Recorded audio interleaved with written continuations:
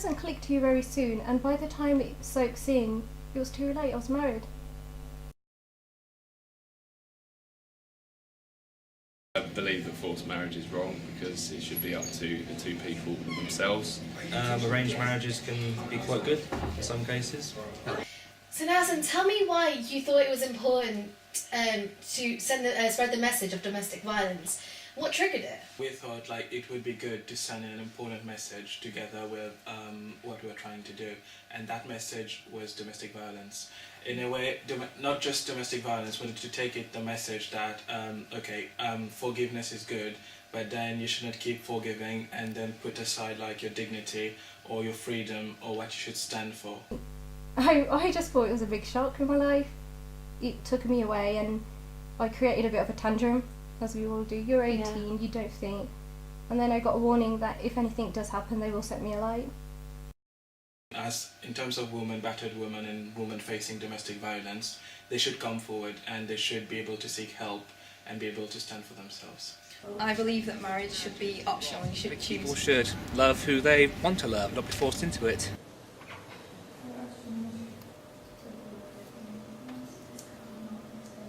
My best friend's sister is an arranged marriage because she agreed to marry her husband, but my best friend's going to be going into a forced marriage because she doesn't want to. There was no one, no. There was no one at all. I didn't know what to do, who to ask for help. It's his choice if he wants to marry or if he doesn't want to. So It's wrong, they should choose who they want to, but if they agree to it, then it's a totally different story. And it forces them out of choices they can make later on in life as well. Pathetic. You should be able to marry who you want, and no one else should have a say in how you live your life. Research has shown that domestic violence can often lead onto or lead from a forced marriage, something our victim has suffered from. Chloe, can you come call family law, please? Yeah. Hiya, I'm Chloe Barry. I'm a university student at the University of Northampton. I'm currently doing a documentary on forced marriages, and I was wondering if maybe you could give us any information from one of your staff, maybe about the subject. A forced marriage is defined as a marriage where one or both people do not or cannot consent to the marriage, and pressure or abuse is used. This can be physical, emotional, psychological, or even financial. In 2012, the Forced Marriage Unit gave advice to nearly 1,500 cases of forced marriages. 82% of them were female, while 18% were male. 13% were below the age of 15, and the youngest being just 2 years old. 114 involved victims identified with disabilities, while 22 were identified as lesbians, gays, bisexuals and transsexuals. 2% of the cases handled by the Forced Marriage Unit were based in the East Midlands. What was the whole the night about? What was it together? The whole plot, it was about this girl, and she got married, and then when she went to her in-laws, the mother-in-law was not very nice and welcoming, so she started poisoning the head of the husband, and then the husband as well started having some disagreements with the wife, and there was physical abuse and Beating me, he would take out his anger on me, kick me, burn me with cigarettes. But wasn't it his decision to marry you? So. Yes, it was, and the reason being is because he was getting aged up and he was living quite far away in the city, and he was I didn't really know that at that time he's been engaged many times, or he's also, I was most probably the fifth or the sixth wife in his life. So basically there was physical abuse to the point that, all the time the guy started apologizing, but end of the day, it didn't lead to anything to their relationship. So basically they had to get out of it. The friends of the girl actually reported the guy to the relevant authorities, and from there she actually got help, and she ended up she left the guy eventually. So I went to the reception, and the reception said to me, "Are you okay?" I was like, "Yes, sorry, I'm asking if there's any jobs." She said, "Just 1 minute." And I said, "Okay." She went at the back, took good old 10-15 minutes. arrived and she said, if you don't mind, can I serve this customer while you wait? In a way I was thinking maybe there is a job, she's trying to get me an application form. It's okay. My friend was on the phone. As I was just tilting over my shoulder, I saw 2 police officers. They were staring at me and I was scared. Everyone in the council was looking at me. I was like, I haven't done anything, you know, and my friend just looked at me thinking, what's going on? It's like, they asked the reception if this the young lady. Yeah. And she said yes. And they said, can you just step aside? We'd like to take you to a room. And they directed to a room.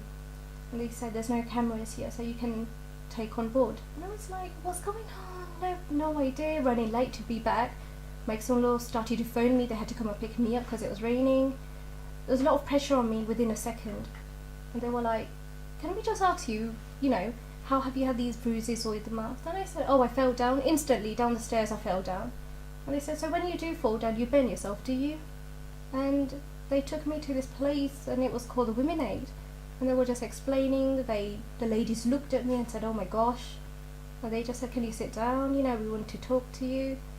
I just couldn't stop crying. There was no way they can even get my name out of my mouth. I thought my story was awful, but when I went there I met other ladies, but they were going through 10 times worse. I thought mine was awful, mine was bad. Do you think that not many women do? Do you think many women just take it, keep taking it, not many women go seek help? I think yes, because first of all they want to protect their family life. They want to stay within a framework. They've got kids as well.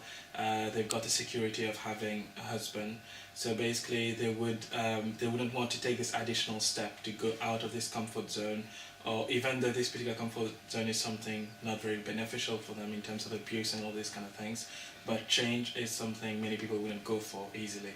So basically because of these reasons, or maybe in terms of cultures as well, certain cultures it's more difficult for them to open up, to bring their private matter, family life to the open or to the people outside, for example, law enforcement or organizations which can help these people facing, these women facing domestic violence.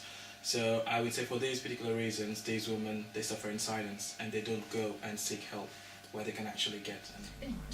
I then accepted that this is it.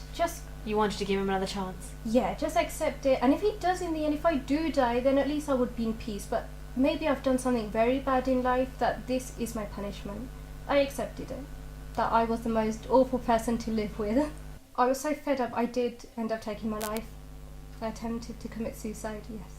I was in hospital and my maid was sitting there and she was in tears. And she said to me, why did you do this? I said, I'm so fed up. I need to sleep. I haven't slept in 2 years. I hadn't had a proper meal. I was desperate for all that. Yes. Sorry. It's alright. It's alright. Take your time. I think, yeah, there could be this perception that it's more like this in the Asian culture. Reason for that would be the tradition, like, for example, typical Indian culture. It could be that, okay, the woman is supposed to be subordinate to the man.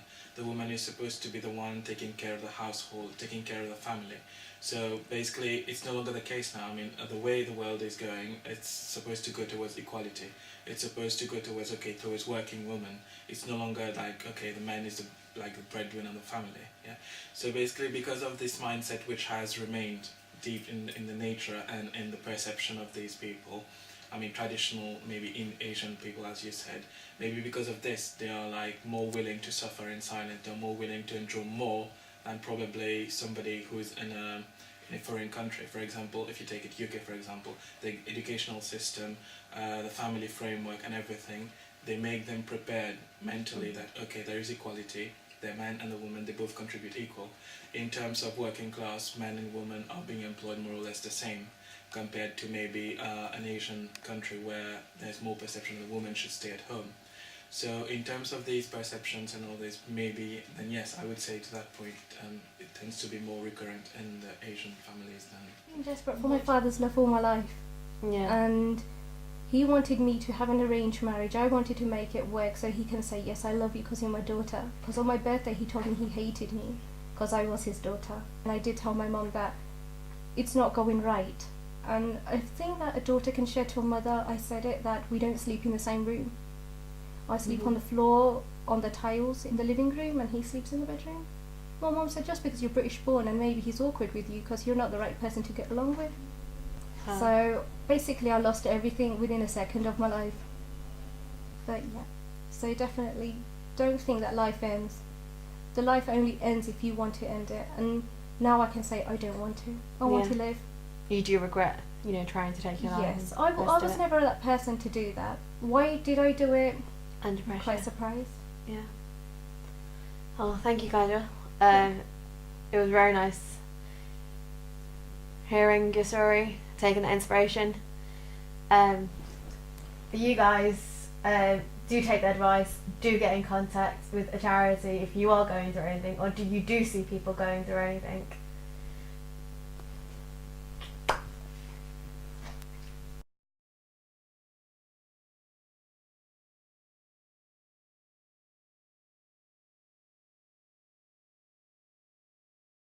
Don't think that life ends.